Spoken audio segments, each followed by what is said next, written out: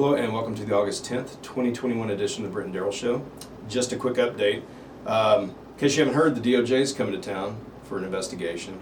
So amazingly, we have not gotten a lot of questions, calls, or comments from the membership about that. That may be due just to everyone being unfamiliar with the process. So if you do want to familiarize yourself with it, there is some information on justice.gov. That's their website. There's actually a section about the investigation into the Phoenix PD, but there's some other resources that will allow you to maybe understand the process a little bit. We here at PLEA are going to seek some counsel from our brothers and sisters that are actually under a DOJ consent decree in some of these southwest cities that we have. So we too are going to learn about it. But I think the bigger issue is this COVID-19 testing. So as you know, we sent out a survey yesterday, and to those of you that have participated so far, thank you. It's almost 1,000 people. We've never had a response like that. So that survey is going to be open until noon on Thursday. At that time, what we want to do is take the results and be able to present them to our council, our friendly council people, and the department, and just let them know the membership's feelings on this. We do know that, just reading from the comments, a lot of you are convicted in your beliefs. You're going to have to remain steadfast in those convictions, because I guarantee you the city is betting that you're not going to put your money where your mouth is, especially when it would come to the question of a mandatory vaccine.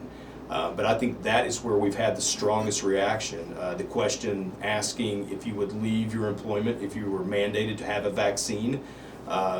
By and far, people were like, yes. Not so much with the testing part. But that'll be open until Thursday. On Thursday's video, we will let you guys know the results of that. But it's quite overwhelming right now.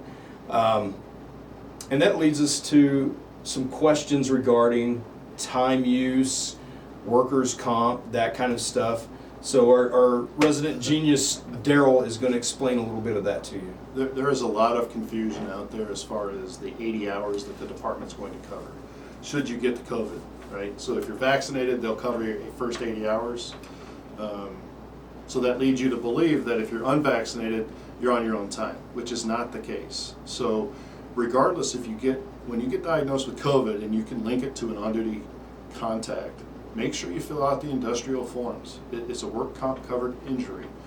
So when you're unvaccinated and you get COVID and you fill out your work comp, you will have to cover the first maybe week with your BI time until the claim is accepted. But once that claim is accepted, your BI time will be restored back into your bank.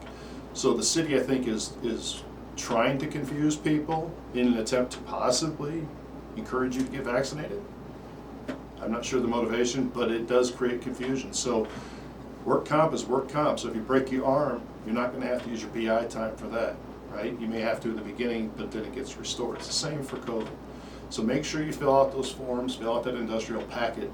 You have a year from the date you were diagnosed positive to fill that out. So if you've got it, at the beginning of the year and you think it's not too late, fill that out, send it through the chain of command or through the process, so that your rights are preserved and your benefits are preserved even long after you retire from the department. So if you have questions, call me here at the office. I can answer any of them. Many of you have my cell phone. I have an email address.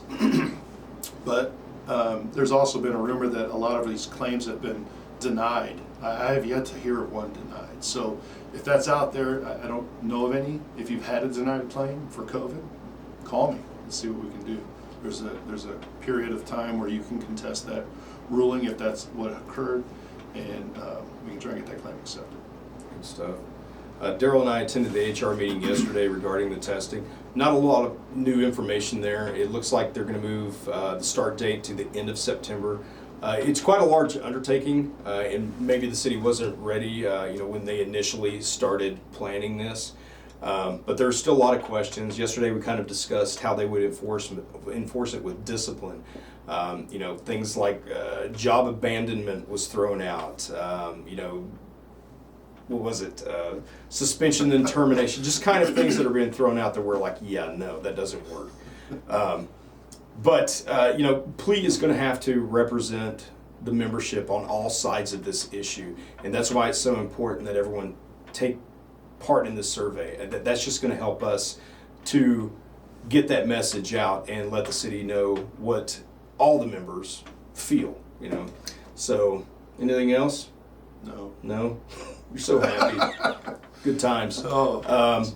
So we will, again, Thursday, we'll put out the results of the survey in that video. And if we learn anything groundbreaking between now and then, we'll put out another video or a constant contact to you guys. So until Thursday, take care.